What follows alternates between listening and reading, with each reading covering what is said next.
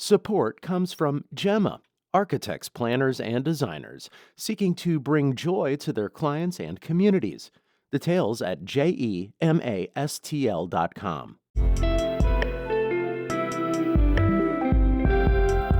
From the St. Louis Public Radio Newsroom, this is The Gateway. It's Wednesday, August 12th. I'm Abby Larico.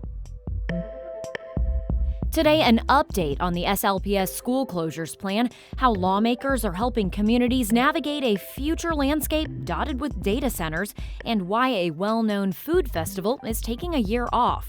And this year, lawmakers in several Midwest states have tried and failed to ban paraquat. That's a toxic weed killer that's been tied to Parkinson's disease. Among them, a state senator who's living with Parkinson's. He says he plans to keep fighting. This isn't about me, it's about anybody that is exposed to paraquat, whether it's me or not, that the health of the common good was important. The tie between paraquat and Parkinson's coming up on the Gateway.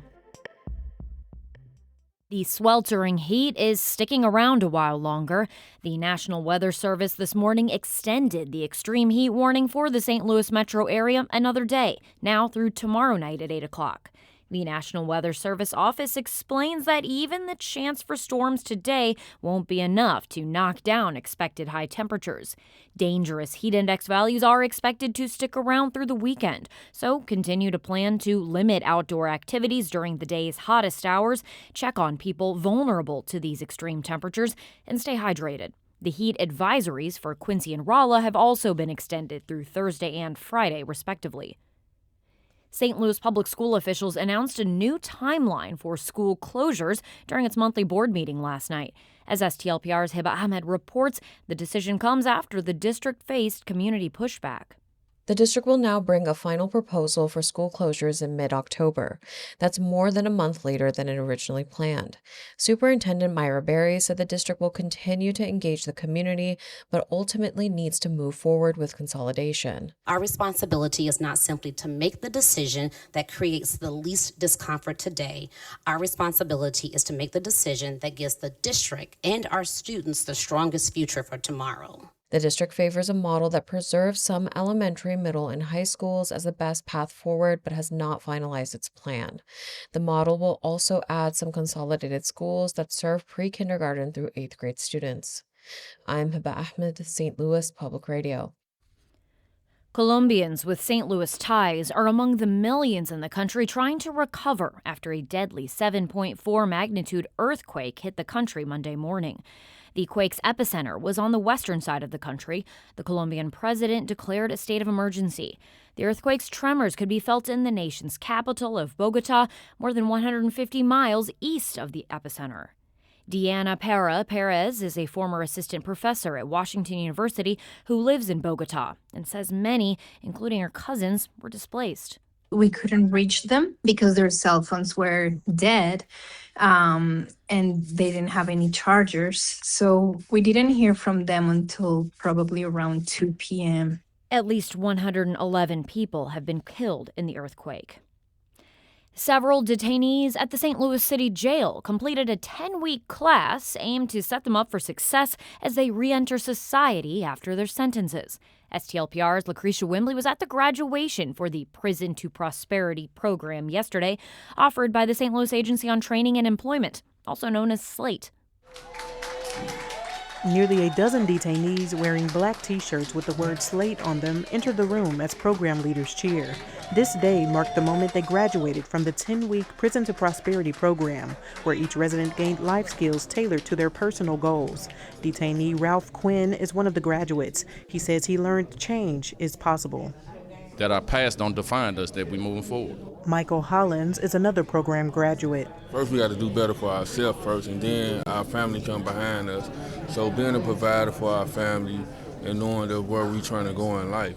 SLATE leaders say they keep in contact with graduates after they're released and help them with things like resumes and getting IDs. I'm Lucretia Wimbley, St. Louis Public Radio. The Missouri House Future Caucus has released a guide to help communities vet potential data center projects. The framework is like a checklist helping direct local leaders to ask data center developers about critical aspects of the projects like water protections, tax incentives, and infrastructure costs. Representative Scott Miller of St. Charles County says he and his colleagues tried to take a neutral approach as they put this guide together. There's a lot of emotion that flies around about these data centers. At the end of the day, they're just industrial developments. And industrial developments can do good things, and industrial developments can do bad things. The lawmakers also said they are shaping bills related to AI in data centers that they will introduce for Missouri's next legislative session. The Taste of St. Louis will once again actually be held in the city of St. Louis when it returns in 2027. That's one of the changes the food festival's new owners promise. It's been held at various locations in recent years. STLPR's Jeremy Goodwin has more. New festival owners Dustin Rao and Patrick Zundell, who are local event planners, say they're skipping this year to revamp Taste of St. Louis and return in 2027 at a St. Louis park. Zundell says high fees charged to food vendors in the past encouraged them to sell larger, full-priced portions, leading the festival away from the idea of patrons sampling from various local eateries. In a perfect world, we would just land a huge sponsor and we could just invite all the restaurants to be there for free. We've also talked about potential of a revenue split.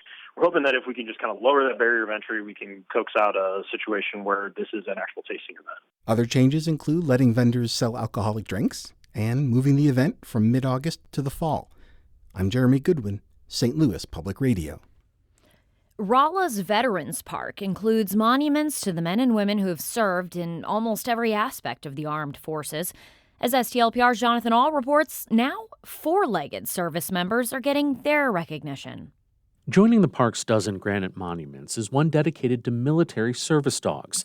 It was an Eagle Scout project of 15-year-old Mason Hertz of Rolla. He says it was an immediate idea when he was looking for a capstone project to earn scouting's highest honor.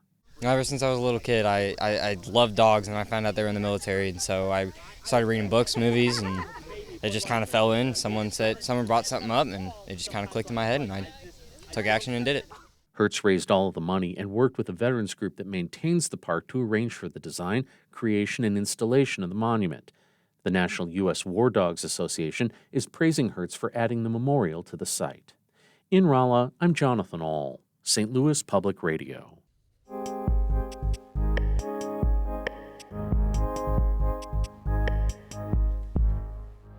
Exposure to a highly toxic weed killer called paraquat is tied to a person's risk of developing Parkinson's disease. Lawmakers in Missouri and other Midwestern states have tried to pass measures banning paraquat, but as the Midwest Newsroom's Luke Nozicka reports, their efforts have stalled this year. Art Stade first noticed trouble with his fine motor skills 2 years ago when he started struggling to write. And then there were other people in the community. I'm out in the community a lot, and they noticed changes in my standing and walking. A neurologist pointed out that Stade's facial expressions had changed. He didn't blink as often, and his balance was off. He went to the University of Iowa's Medical Center, where he was diagnosed with Parkinson's, the fastest-growing neurodegenerative disease in the world. It affects all kinds of things. Your movements, your balance, your nerve, your response to your brain. Wanting your hand to move, and it doesn't, it freezes, or your foot freezes, so you stumble. Stade is among more than 1 million Americans who live with the progressive disease. He's also an Iowa state senator, which uniquely positions him to advocate for people with Parkinson's. As of 2023, just a handful of lawmakers nationwide had ever disclosed a Parkinson's diagnosis while in office.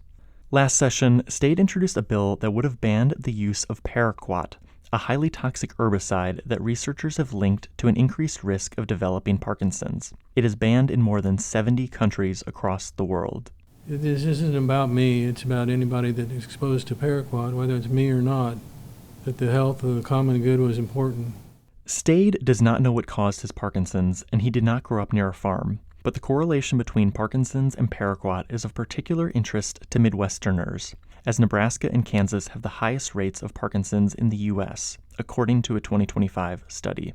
Those living with the disease include about 10,000 Iowans, nearly 9,000 Kansans, more than 20,000 Missourians, and about 6,100 Nebraskans. Stade isn't alone in his efforts to ban paraquat. Lawmakers in at least 10 states, including Missouri and Illinois, have proposed restricting its use or sale. 3 other states floated outlawing its application near schools.